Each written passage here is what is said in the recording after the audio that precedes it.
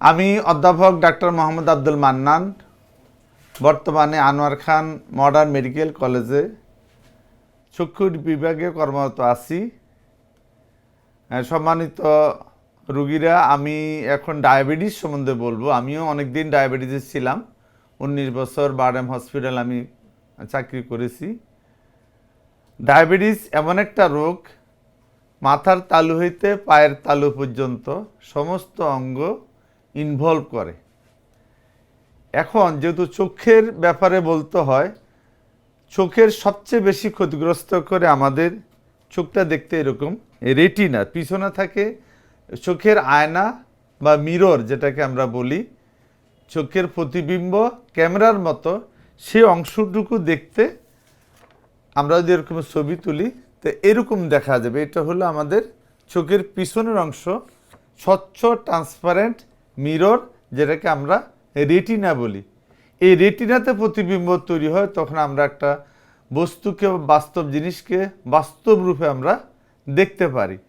সাধারণত অন্য রোগীদের থেকে তুলনায় ডায়াবেটিক রোগীদের এই রেটিনা বেশি ক্ষতিগ্রস্ত হয়। কী ধরনের ক্ষতিগ্রস্ত হয়?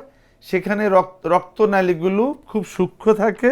এই সূক্ষ্ম নালীগুলো ডায়াবেটিক রোগীদের হয় রক্ত চলাচল বন্ধ হয়ে যায়, এবং অনেক সময় রক্ত চলাচল বন্ধ হয়ে এরকম রক্তক্ষরণ হয়, যেটাকে আমরা ডায়াবেটিক রেটিনোপ্যাথি অথবা ব্রাঞ্চ রেটিনাল ভেইন অক্লুশন বা সেন্ট্রাল রেটিনাল ভেইন অক্লুশন, এরকম অহরহ রুগী আমরা পাচ্ছি প্রতিদিনে আমাদের প্র্যাকটিস লাইফে, হসপিটাল লাইফে।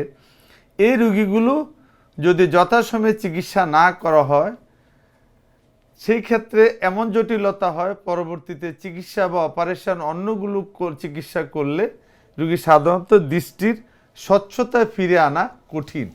সেই জন্য আমরা এই ডায়াবেটিক রুগীদেরকে বারডেমে কর্মরত থাকা অবস্থায় বা এখনও বলি, যারা long time diabetes, uncontrol diabetes, type 1 diabetes, সেই সমস্ত সম্মানিত রুগীদেরকে বলবো, আপনারা আপনার নিকটস্থ চক্ষু বিশেষজ্ঞ দিয়ে প্রতি 6 মাস অন্তর অন্তর এই চোখের রেটিনা পরীক্ষা করে নেবেন।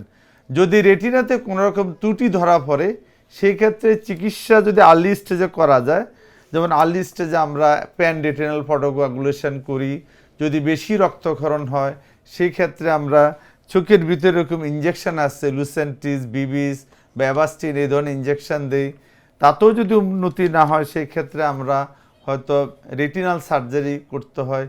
যাই হোক, আমি আমাদের সম্মানিত রুগীদেরকে বলবো যে ডায়াবেটিস যে সমস্ত সম্মানিত রুগীরা আছি, আমরা যেন ডায়াবেটিস কন্ট্রোল করি, এবং ডায়াবেটিস জটিলতার জন্য যেমন 6 মাস পর পর, মিনিমাম হলো 1 বছর পর হলো নিকটস্থ চক্ষু চিকিৎসকের শরণাপন্ন হই, এবং আমরা আমাদের চোখের রেটিনাকে সুরক্ষিত রাখি, আমাদের দৃষ্টি যেমন স্বচ্ছ থাকে, সেই কামনা করে সবাইকে ধন্যবাদ।